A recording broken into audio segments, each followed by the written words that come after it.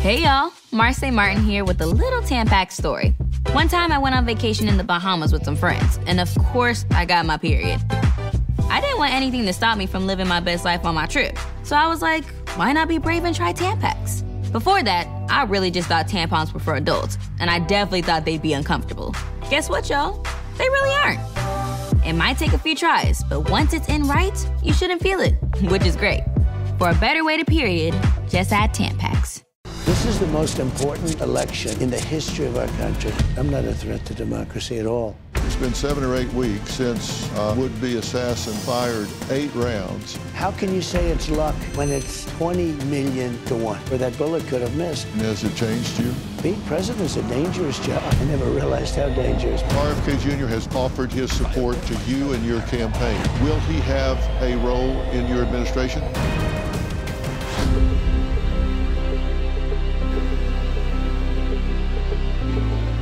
You are catching up with me in Las Vegas, Nevada, where I am catching up with former President Donald Trump and Republican nominee for president 10 weeks from the actual election. We're going to sit down and talk about a lot of things as we close in on the day. We're going to talk about where he stands after having an attempt on his life in Butler, Pennsylvania. We're going to talk about how he feels about now Democratic nominee Kamala Harris. We're going to talk about what he thinks the challenges are leading into this election and what has to happen to get independents to hear his message and come down on his side of the fence. We're going to ask him some hard questions and get some clear answers. Today, 10 weeks from the election. Mr. President, thank you for sitting down with me again. Thank you. Very proud to be talking to you. You've been really busy, and I have to ask you, it's been 7 or 8 weeks since would-be assassin Thomas Matthew Crooks climbed on top of a roof on a shockingly close building right in front of you and fired 8 rounds from an AR-style assault rifle, shooting you in the ear. Take a look at what happened.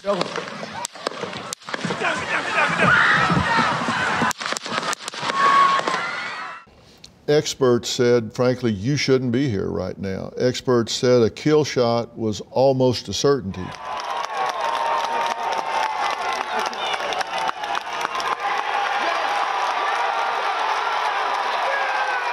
But yet, here you sit. You had to have asked yourself, you had to have reflected on this. How am I here and why am I here? How do you answer that question? It's a very hard one to answer. When it happened, it was a whack. I mean, I said something's going on there. It was a real whack to the ear. But you're not thinking about that. And I was lucky I went down quickly, because if I didn't go down quickly, bullets were coming right over my head when I was down. I heard them. They were moving along. They moved pretty fast. I said, how fast does a bullet go? They said about 3,000 miles an hour. That's a lot. They gave it to me in feet, and then they gave it to me. I said, no, I want to know in miles per hour. And it's more than 3,000 miles an hour, and you hear it. You hear the whipping sound. So I was lucky in that regard. But the big luck was, because that's something you can control. You go down quickly. If you don't go down quickly, you have a problem. But the big thing was the turn. And it wasn't only the turn. It had to be a perfect 90-degree turn, or you would have been, I wouldn't be with you today.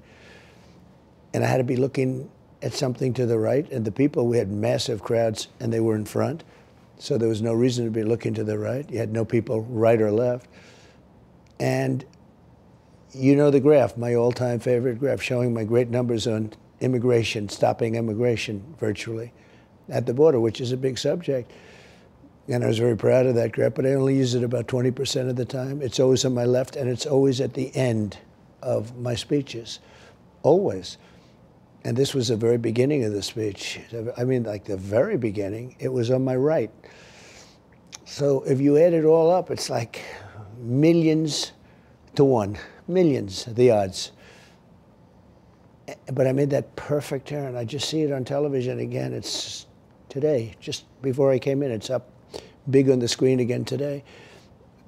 And in finding out, I have the endorsement of the NRA, but I don't know. I have no knowledge of guns. Like, as an example, I have two sons that have extreme knowledge. They're great shooters. And Don and Eric both told me separately that that's a guaranteed shot for a bad shooter from that distance. 130 yards sounded like a long way away. As a shooter, that's a very close target.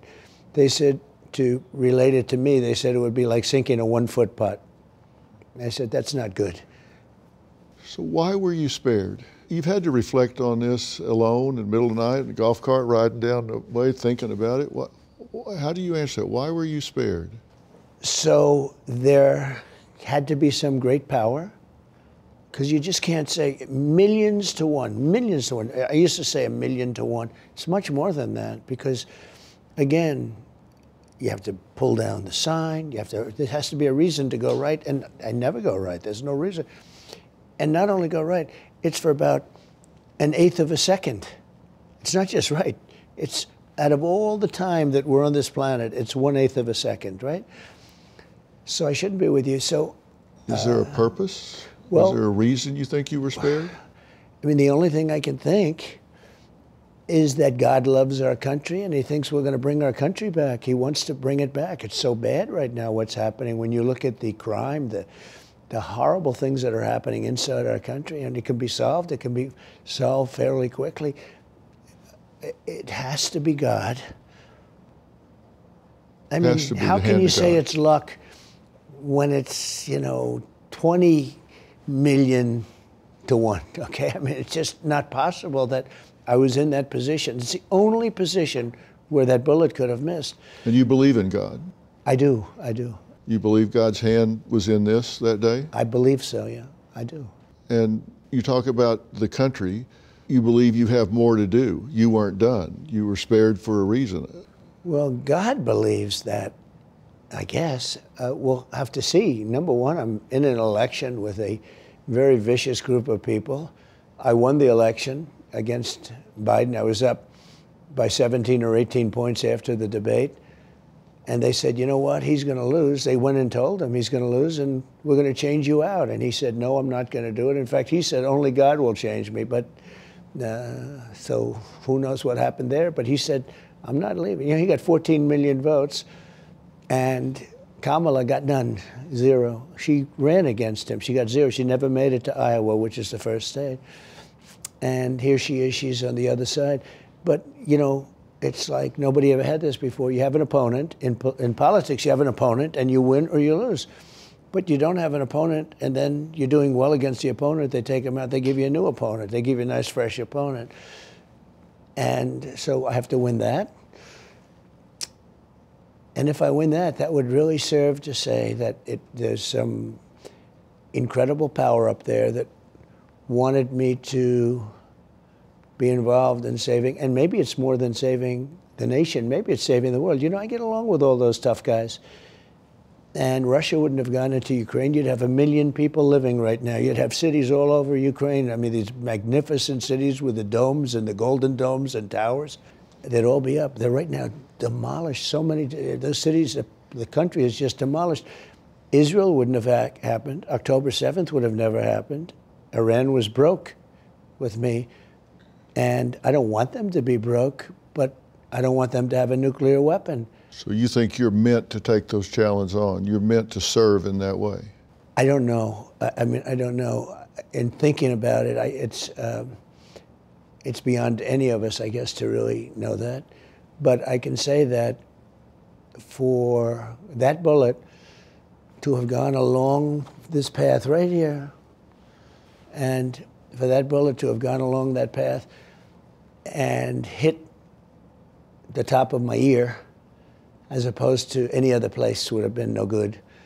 And it traveled that path for a long way, relatively speaking. That path was traveled for a long way. It killed a man. It killed a man behind you. It did. It killed a man, and Corey Comparatore, and right. It critically injured 2 others who thought they weren't going to make it. The doctors said they will not make it, and they did.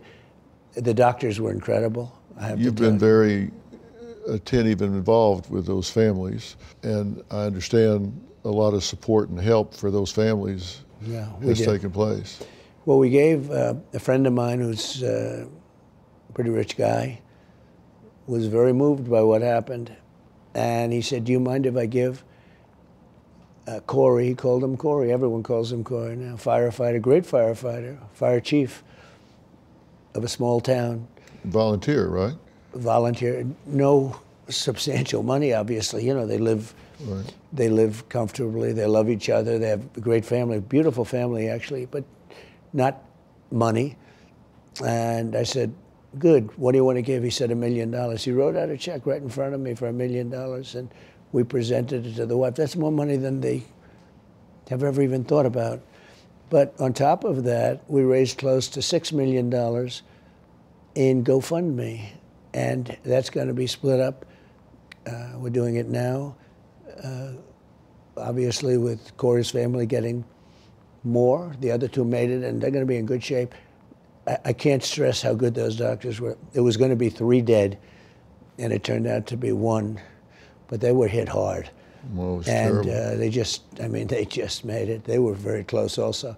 And so they're going to be getting probably close to $1.5 million each. How'd you feel about the Secret Service and the job they did? Well, look, they were very brave, because when those bullets were coming at me, and you saw it, I was down, because I went down quickly, fortunately, otherwise, because the bullets were going right over my head. So that was another thing. But see, I don't talk about that as, that was a question of going down. The other was a question of you had to be in an exact, perfect position, and it's almost impossible to have achieved that position. You have to be right, you have to have used the graph. The whole thing is just so crazy. You never use it at the beginning of the speech. Never, I've never used it at the beginning. I just said, pull down the graph, and I look over at the graph and I get whacked. Sort of like a bolting deer. Don, my son Don, said, it's like a bolting deer. Great shots can miss a bolting deer. They shoot simultaneously with the deer bolting, and it bolts for some reason. I guess that was my bolt. But it was absolutely amazing. But the Secret Service, obviously somebody should have been on the roof. You can't, the roof was empty. And there was a lack of communication between local law enforcement and Secret Service. It seems to be coming out. So they're going to have to work that out. I can say this, on stage we had great bravery, because bullets were coming at me, and they were coming right on top of me. And within about 3 or 4 seconds, I was covered with bodies. Had the sniper, the Secret Service sniper, and it may have been somebody else in addition, may have been a local police shot also, I don't know. But had that shot not been made from a long distance, much longer, and hit its target, 1 bullet, then they would have been dead probably, because there would have been a pile and he would have been shooting into the pile. And in addition, you would have had a lot of people killed. This could have been like that Las Vegas disaster where that horrible human being killed a lot of people at a concert. Has this changed you? Has it changed your appreciation for life? Has it changed anything about you? Did you hug your kids extra hard? I mean, has it changed you? You know, a lot of people ask me, and a lot of people say, like, have you developed any fear of, you know, doing this? Like, because look, being president is a dangerous job. It's much more dangerous than a race car driver or than anything. It's probably the most dangerous profession if you think about it. Just go up and down the list. So you have 46, and numerous left early or got hit. It's a very dangerous job. I never realized how dangerous, but I was at the border yesterday, and they were a dangerous place. He allowed it. He and her allowed it to become dangerous. It's a very, very dangerous place. I was doing an interview, and Secret Service said, "Sir, please, no more standing up." They don't want me to stand up. You know, people, especially with the kind of weapons they have today, people have shots. And But it's a great job. It's an interesting job. You can do so much good, but it's a dangerous job. Hey, it's Dr. Phil here. You know I bought my first gold coin over 25 years ago. I did it to protect my family and our financial future. Now, back then, we were living in uncertain times, and the national debt was growing larger every day. And it is similar today.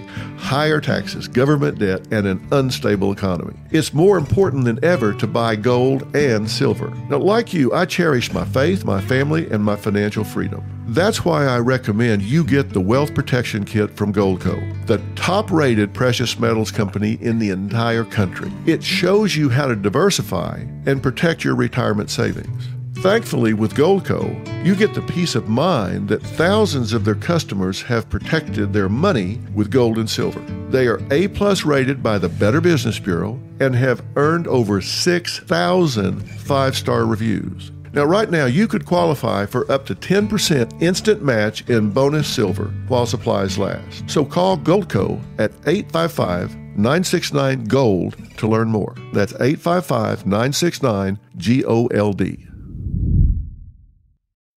You're a podcast listener, and this is a podcast ad. Reach great listeners like yourself with podcast advertising from Libsyn Ads. Choose from hundreds of top podcasts offering host endorsements, or run a reproduced ad like this one across thousands of shows to reach your target audience with Libsyn Ads. Go to libsynads.com now. That's LIBSYN ads.com. You say that you may have been spared to serve, and to do that as President of the United States, you have to defeat Kamala Harris on November 5th. First, what do you think of her as a person? What do you think of Kamala Harris as a person, just personally? Well, I don't know her. You get to know people when you watch them on television or when you see them and read them, but so you don't know her personally? She's a Marxist. Well, I can see by action.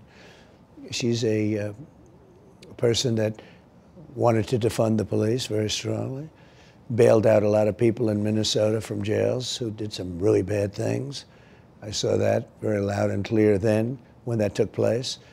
A lot of bad things. I mean, she's done a lot of bad things. There will be no fracking. There will be no drilling. She doesn't want to drill, which will mean our country is going to shrivel up and die. You can't run the country without fossil fuel, at least not for quite a while, because you don't have the power. They don't have the power. You know, they have all sorts of nice contraptions, but they don't have wind is fine, but it kills the birds. It destroys the fields. Destroys the fields. What it does, you know how economists and various they go over it. Wind is the most expensive energy in the world, and the environmentalists love it. Why do they love it? It kills all the birds. Walk to the bottom of a windmill and take a look. It looks like a bird cemetery, but you need the fossil fuel. She's totally against it. And you know, politicians, when they're against something early, that's where they're going to be. And if she got in, she would not allow fracking in Pennsylvania. She will not allow drilling all over the place. The only reason she's allowing it now is they were ending everything, and all of a sudden prices started to go up through the roof. And they say, go back to the Trump policy for a little while.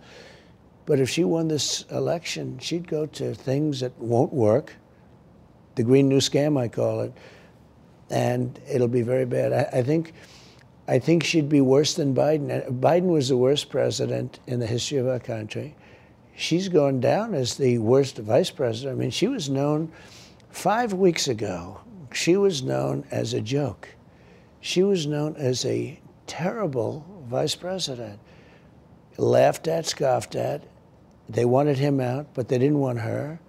They would have done anything to get anybody on the list. You know, they had a list of 10 people. And they put her on the list, and she came in 11th. She was the last on the list, actually, in terms of professionalism, in terms of everything else. Then all of a sudden they realized that's not going to be politically acceptable.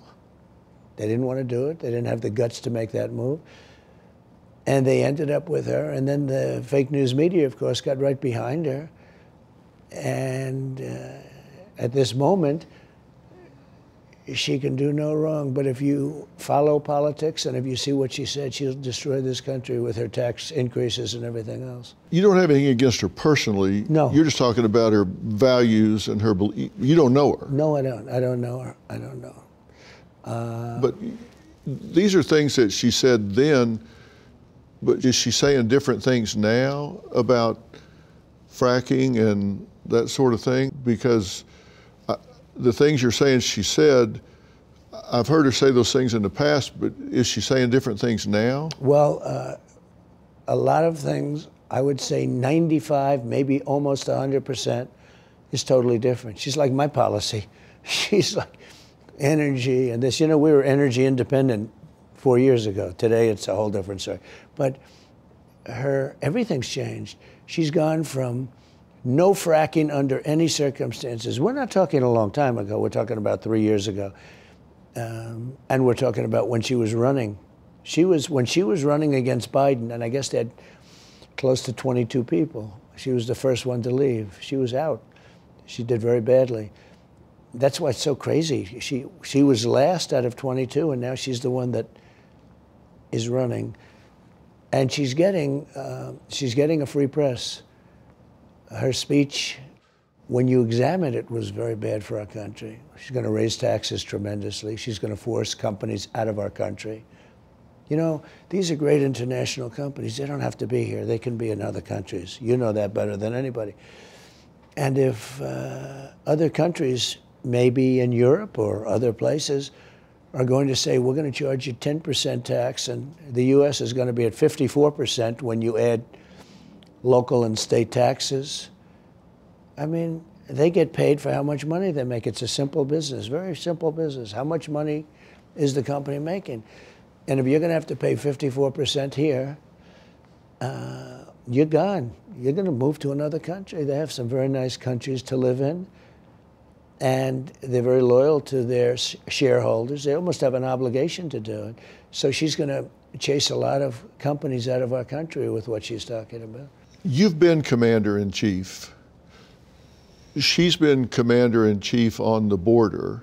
As commander-in-chief, how would you grade her paper on the border? Well, I would say an F. I mean, in terms of badness, if you're going to look for how to run a border badly, it's a market study in what you shouldn't be doing.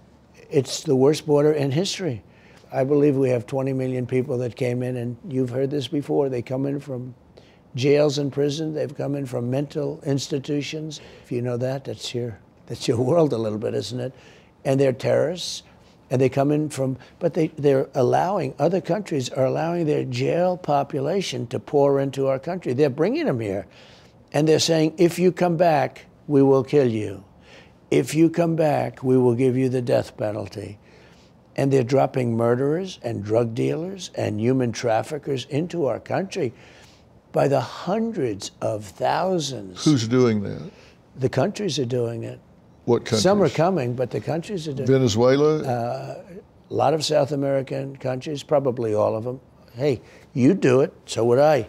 If I'm the president of some country in South America, but anywhere in the world. It's happening now all over the world. They're coming from Africa, the Congo. We had the Border Patrol yesterday. I was there. Border Patrol told me they have, as of this moment, 158 countries represented. Most people don't even know there are that many countries. 158 countries over the last year are represented crossing the border illegally. They're coming in from Mexico.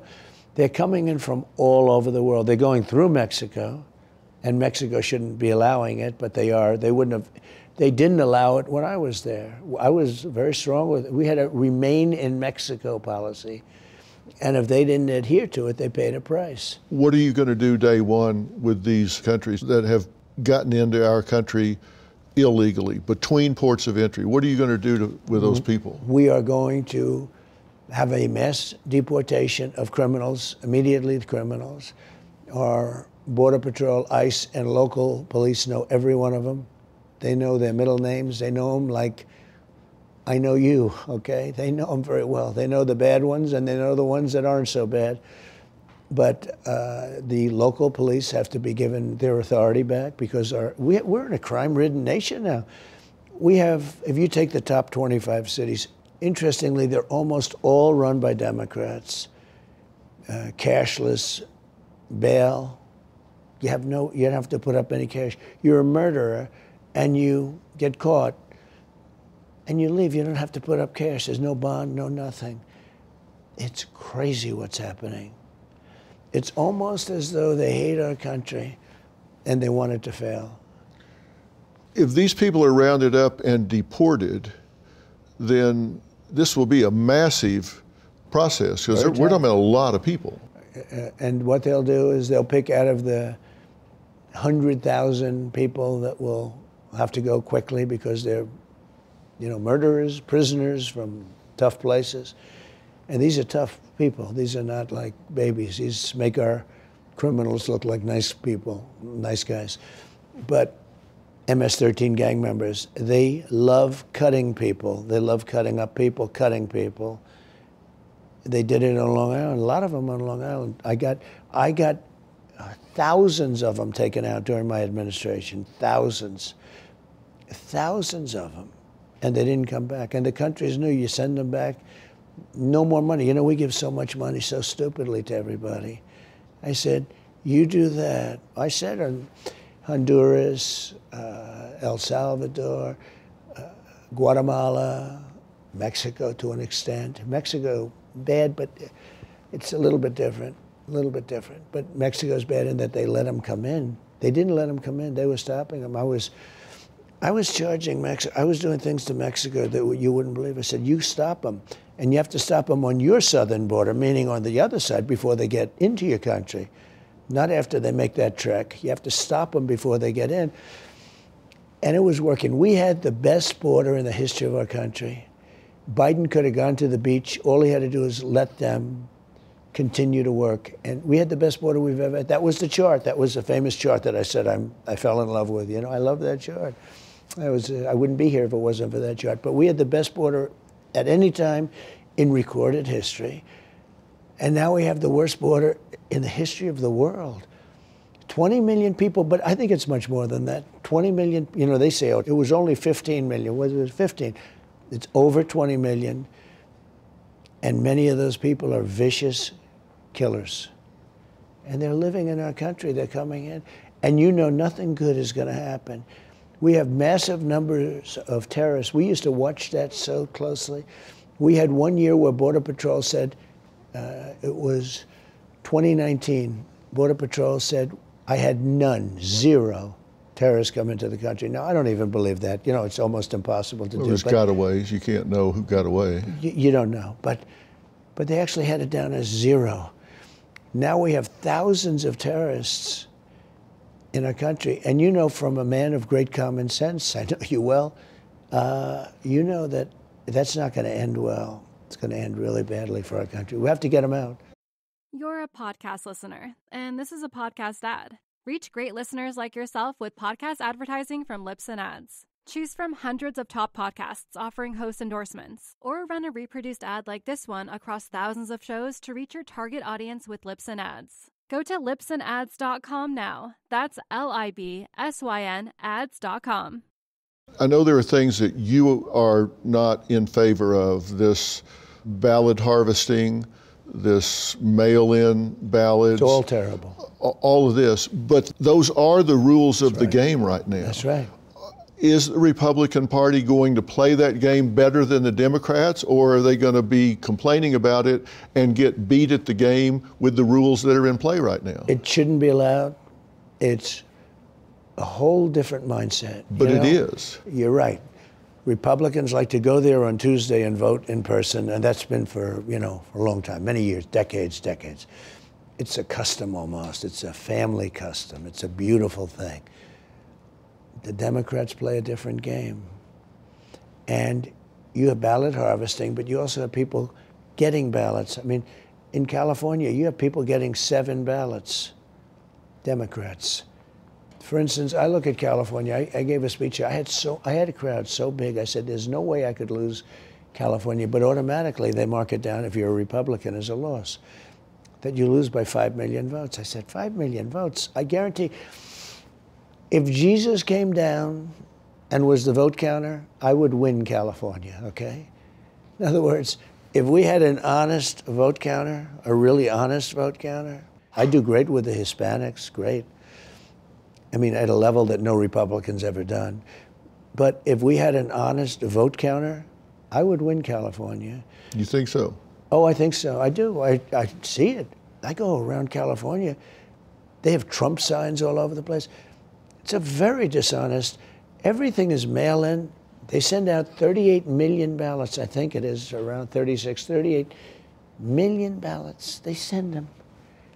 You know, when you go into a good place, because we have a lot of honest, very honest places too. You go out to the Midwest, you go to Iowa and Idaho and, you know, places that they wouldn't even think about it. It's a very honest system. But think of it, 38 million, they don't have a voting booth. But when you go in, even in Florida, I went in to vote in Palm Beach. They know who I am, but still, "Sir, may I see you this? May I see you that? May I see your card? They look at you, everything. I said, it would be really very tough to cheat. In California, they don't do anything. All they do is you get a card and you're supposed to send it back. So that has to go through a mailman. It has to go through all these different things. And many people, and I'm sure you've heard this, many people get many more than one ballot. And they vote them. They vote them. They'll send in 7 ballots. But if those are the rules, you have to win. Then should the Republicans play hard under those rules? The Republicans should have played much harder over the years. And this is 10, 12 years ago. It started, look, France had mail-in ballots. They went away from them because people were cheating. Anytime you have a mail-in ballot, there's going to be massive fraud. And Jimmy Carter, who's the happiest man alive today because his administration is brilliant by comparison to Harris and Biden. I put her now first because I think Biden is like gone. I don't even know where he is. He's like at a beach someplace in California. But Jimmy Carter was put in charge of a study commission with some very dignified people, very highly regarded people, senators, retired senators. And their primary conclusion was you can't have mail-in ballots. If you have mail-in ballots, there will be cheating. And this is Jimmy Carter, and he's right, 100%. What we have to do is get control, and then we have to change it. And it's a very simple change. Same-day voting. Everybody votes. You know, remember the old days? Everybody would go. It was a Tuesday. You'd go. You'd vote. Even if you declare a holiday, a voting holiday, which would be fine. But same-day voting. But importantly, paper ballots.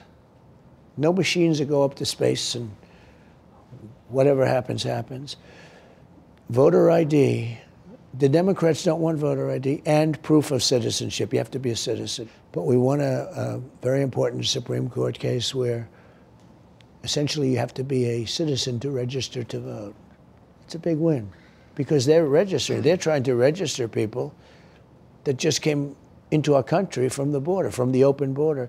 You can't have open borders and you have to have great elections. In other words, you need borders to have a country that's a great country. You need borders and you need fair elections. You ran against Biden for a while, then you switched and are now running against Kamala Harris. Was there a cover-up about Biden not being competent? Oh, sure. And how wide was this cover-up? How wide did this have to be? Was the media involved? We saw people going on television and others say, I meet with him every day, he's sharp, he's a bull, he's doing this. And I think everybody determined, and it's not his fault for aging, that's just part of the problem. It's not his fault for aging. I'm wondering, was there a cover-up? How many people were involved? Was there a conspiracy here? I don't want to sound like a conspiracy theorist, but was there a conspiracy? And who was involved in it? And if there was that kind of conspiracy, How do you trust those people going forward? Well, just to make people feel better that are a certain age, I know many people that are 90, that are 93, 94, 95. A good example is somebody like Bernie Marcus. He's 95 years old, founder of Home Depot. And I was with him not so long ago. Look, I mean, it's a certain point. But he's sharp. He's so sharp mentally. I know many people in their 90s that are sharp. I know many, many people in their late 80s that are, like, really sharp. And he's 81. It's just not old, you know, in terms of what we're talking about. People are different. I mean, they age differently. Their brains are different. Well, he also had operations, in all fairness, which I understand makes a difference. But, yeah, there was absolutely a conspiracy. But it was really manifested during the debate. We had debate. The debate was the highest rated debate ever. So I think people were really maybe looking to see if there's any truth to that. The ratings on that debate were through the roof. And I think I performed very well, but he didn't perform well. And it was, that was the beginning of the end. Then he tried to go on various shows to show his mental acuity, so to speak. And he didn't do very well. And they were all setups. George Slobodanopoulos, they were all like setups. In other words, easy questions like, what's your favorite dessert? Do you like vanilla ice cream and stuff? They were easy.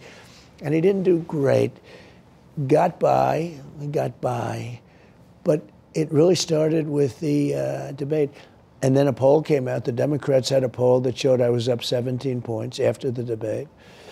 And they went to him and they said, you're going to lose. You saw that, where they said, you're going to lose. You can't win anymore. You're going to lose. And we want you out. Nancy Pelosi went. I know the whole thing because I know people on the other side. You know, I have some very good friends on the other side. Hard to believe, isn't it? And they went to him and they said, we want you out. And we can do it the nice way or the hard way. And we can use the 25th Amendment. We can use the 24th Amendment.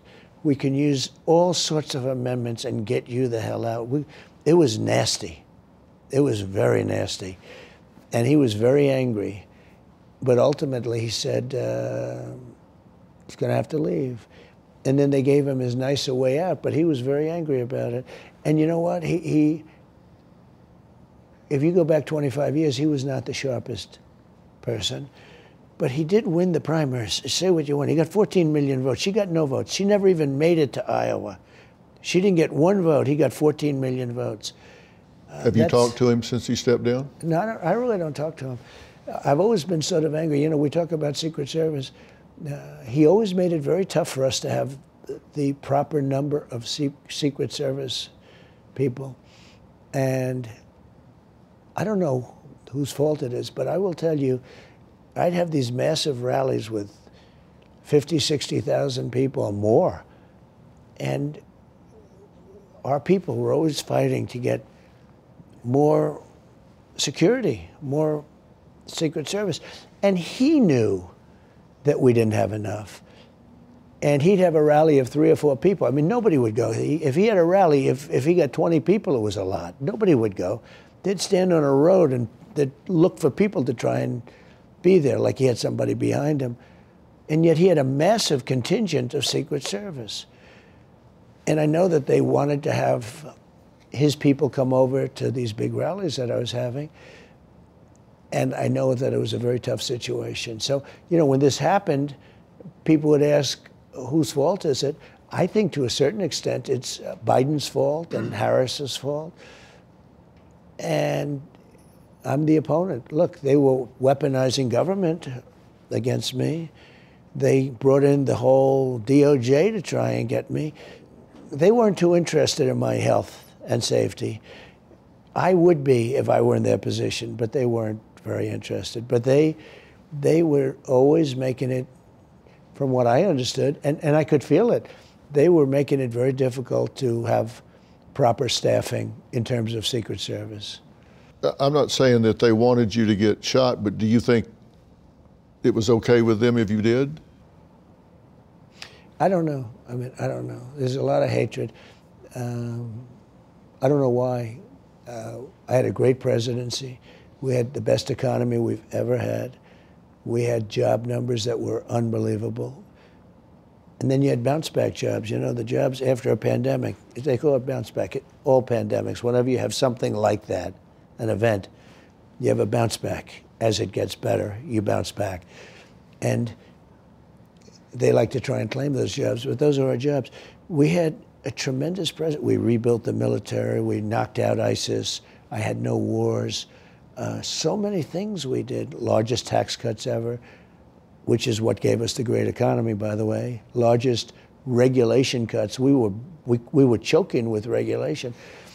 But, you know, when you do things like that, the other side that disagrees with that, or for whatever reason doesn't want to do it, there's a lot of hatred is generated. If they've got, I'll give you an example. They're saying, I'm a threat to democracy. No, they're a threat. They've weaponized government. They're a threat. But that turned to be like one of their lines, you know, that Trump is a threat. I'm not a threat to democracy at all. They are a threat to democracy, but they would say that. That was a standard line. Just keep saying it. And, you know, that can get assassins or potential assassins going. That's a terrible thing. I used to say, and you fight it, but everybody in the day, it was a standard line for them. Donald Trump is a threat to democracy. I'm just the opposite. I'm the one that fixed our military. I'm the one that knocked out ISIS. I'm the one. I did so much. I also took a bullet. But maybe that bullet is because of their rhetoric. You know, it's really nasty rhetoric. In the Democrat convention, my name was mentioned hundreds of times. The consequences of putting Donald Trump back in the White House are extremely serious. The border was mentioned like once. Inflation wasn't mentioned at all. They barely talked about the economy. They didn't talk about crime at all. They didn't talk about the invasion of our country. You know, we're being invaded by millions of people. This is worse than an army. At least an army, you know how you can fight. We're being invaded. These people are invading. It's an invasion of our country. They didn't talk about that. And yet my name is mentioned like 300 times. She mentioned my name, I guess, 19 times in her speech alone. 19 times. They demonize you a lot. They make a big deal out of the fact that you said you're only going to have to vote one time. Yeah. You, like me, you're only going to have to vote one time ever, or whatever your quote was. You won't have to vote anymore, my beautiful Christians. I love you, Christians. I'm a Christian. I love you. Get out. You got to get out and vote. In 4 years, you don't have to vote again. We'll have it fixed so good you're not going to have to vote.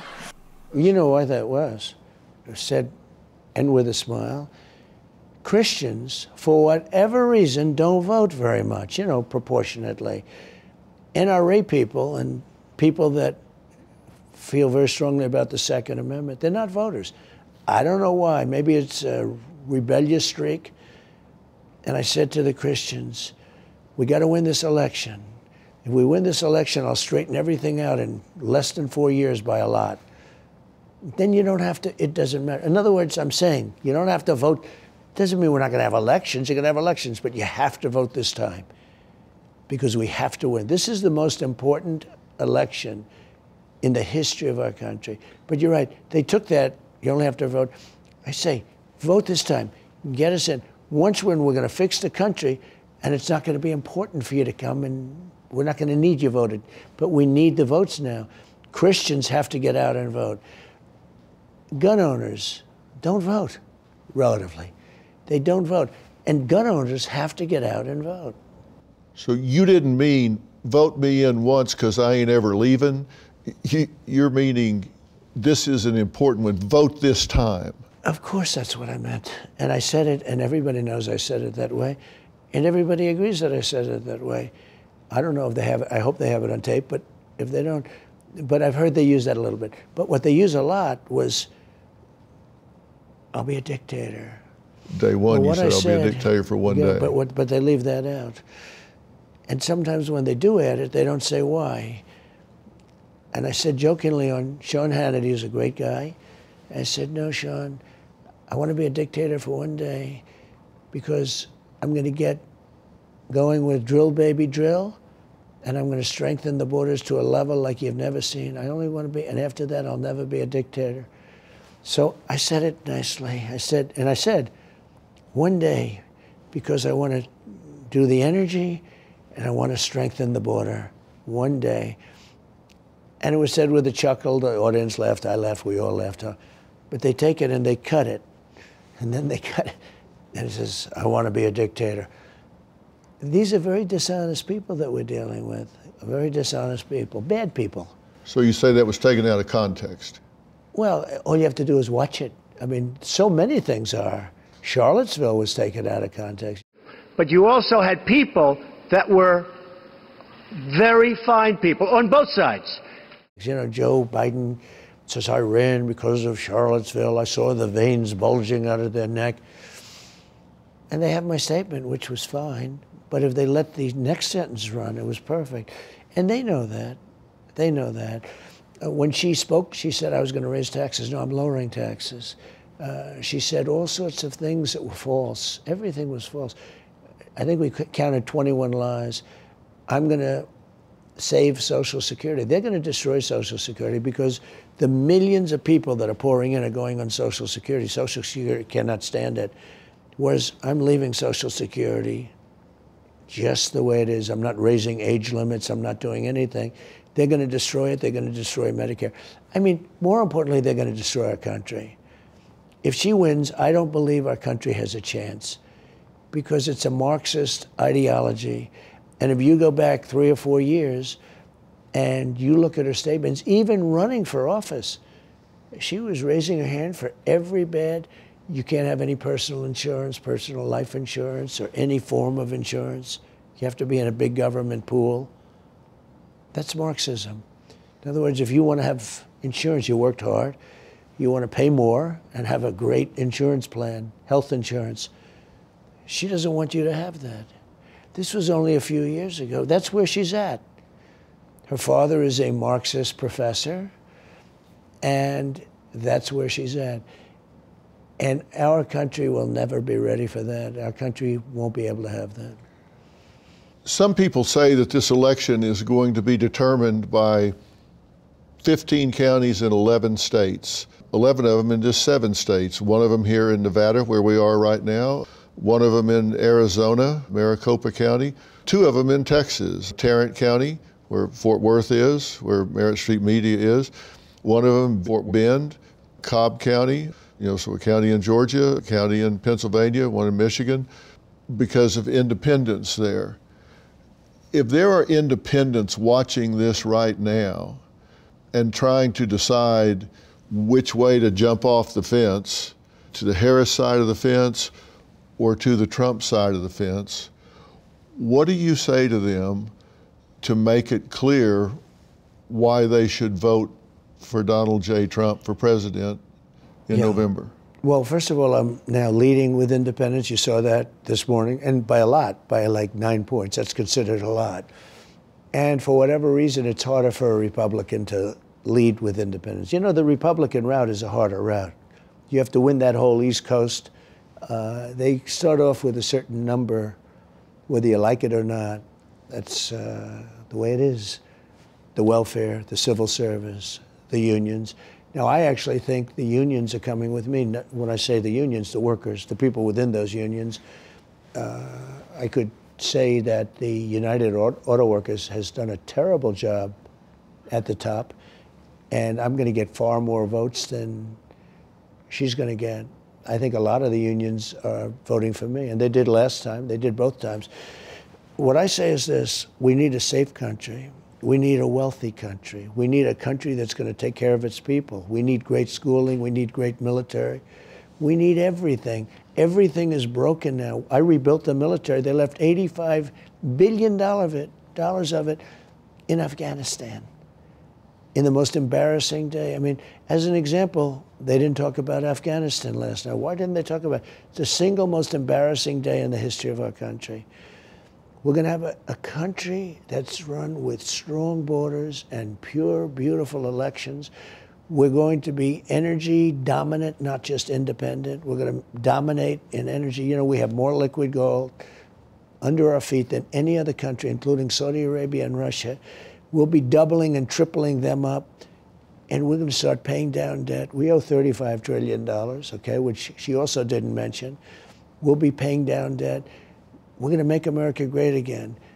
And I created the greatest economy in the history of our country. Just prior to COVID, we had the greatest economy in the history. Then we had to go back, and we had to be careful, because we would have ended up in 1929. And then they came in and they spent money like a bunch of really foolish people, and it created tremendous inflation. You know, I had no inflation. I had almost just about perfect, but almost no inflation during the entire term. And then inflation went to record numbers. And they say 21%, but it's much more than that. They don't include numbers. And yesterday you saw something else, Phil.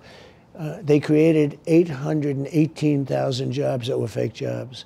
They did that because they thought they'd have that before the election. They turned out to be fake. They had a whistleblower, a leaker, that said, no, it's wrong, in Department of Labor. And 818, almost 1 million jobs are fake. They created, and then they created crimes too. They said the crime stats were so good by the FBI. And you know what happened? They didn't include certain areas, like little areas like Chicago, like other cities that are crime-ridden. And that was done by the FBI in order to make the crime numbers look better. So we're going to turn this country around. The country's very sick right now. It's very sick. We're going to turn it around. We're going to make America great again, and we're going to do it rather rapidly. But we're stuck with a problem now that's a big problem. We have millions of criminals that have been allowed into our country. When I talk to voters, and I've looked at polls that said this, Rasmussen looks at these, he's on Merritt Street, they say they're concerned about affordability. They need to be able to afford tennis shoes for their kids. Yep. Mom that has 3 boys in school, and she says, like, their feet grow during the night. I need to buy tennis shoes, for the kids every couple of weeks. Inflation has killed them. And they're saying they're printing money so fast that the dollars I have buy less because they're printing money so fast. They say, second, they're worried about safety and security, primarily the border. Yep. That's an important thing for them. They talk about that. They say they're concerned about abortion, and that's a distant third, but it's third. And on that one, I've done a great favor, and I don't want to go over the whole thing because you don't have enough time, but I've brought that into a land where everybody can finally, after 52 years, get along. They're taking votes in various states right now, and some are coming out in a very liberal way, much different, like Ohio and Kansas, but we've done an amazing thing there, and that's a much softer issue than it was a little while ago. But this has been an issue. Abortion's been an issue. Roe v. Wade, for 52 years they've tried to get it back into the states, and I got it back into the states. That means Democrats, Republicans, liberals, conservatives, and all legal scholars. It was always wrong being in the federal government. I got it out, back in the states, and now there's voting taking place. And I believe in exceptions, like Ronald Reagan believed in exceptions, very important for life of the mother, rape, incest. But I will tell you, that's something it's very interesting how it's working out. It had to be done because it was ripping our country apart. So RFK Jr. has offered his support to you and your campaign. It's with a sense of victory and not defeat that I'm suspending my campaign activities. I met again with President Trump and his family members. I was surprised to discover that we are aligned on many key issues.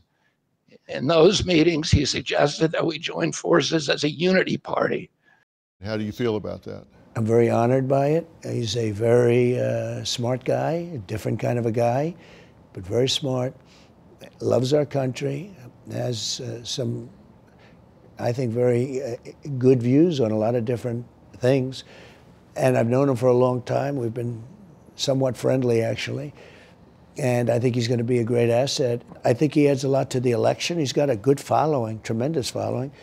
I think he adds a lot to the election, and I think he adds a lot to if we win. I mean, he's got some very interesting ideas and good ideas. I think he'll be a fantastic and influential person in terms of getting this country back on track. I think if we win, I think he can be very valuable to the country, and I think he can also help us build up the margins. You know, you were talking about votes. Some people say this could be a landslide too. You know, they could say it would be a landslide. And it's not going to be a landslide on their side. It could be a landslide on our side. It won't be a landslide on their side. It should be a landslide because she will destroy the country. She's going to destroy the country. Look at the job she did at the border. She was a border czar. Just look at the job. In history, there's never been a mess like that. And now they have their standard line. You know, they're great for misinformation. She's got a standard line. We did a wonderful job at the border. And she'll say it 100 times, 1,000 times. And a lot of people, they're driving cabs, they're accountants, they're doctors. They're not into politics like you are. I know how much you are. The fact is, they'll say it 100 times and they think that maybe people will start to believe what she's done to this country. And this is beyond Biden, because she was in charge of the border. Of course. And that's the way she'll run the country. Will he have a role in your administration? He's a very experienced trial lawyer. He is. He's tried a lot of large cases, so, and a lot of it environmental. So I thought, you know, he might play a role environmentally. He might play a role as Attorney General. There's a lot of things he could offer to the administration. That's true. No, he's a very smart guy. But you welcome him. I do. You welcome his support. Well, number one, I've known him a long time, right. and I've always had a good relationship. I mean, we're sort of on opposite sides of some issues, but I've always had a good relationship with him, and I'm very honored by his support. Well, I've spoken to him about you in the past, and he's always spoken of you with a great deal of respect. Even though you guys have been campaigning against each other, he's always spoken of you with a great deal of respect. So it's not surprising to me that he supports you. So that wasn't a surprise to me. Well, one thing he said to me, and he said the same thing that I say to everybody, November 5th is going to be the most important day in the history of our country. I believe that. Yeah. I think there hasn't been an election like this for generations, to be sure.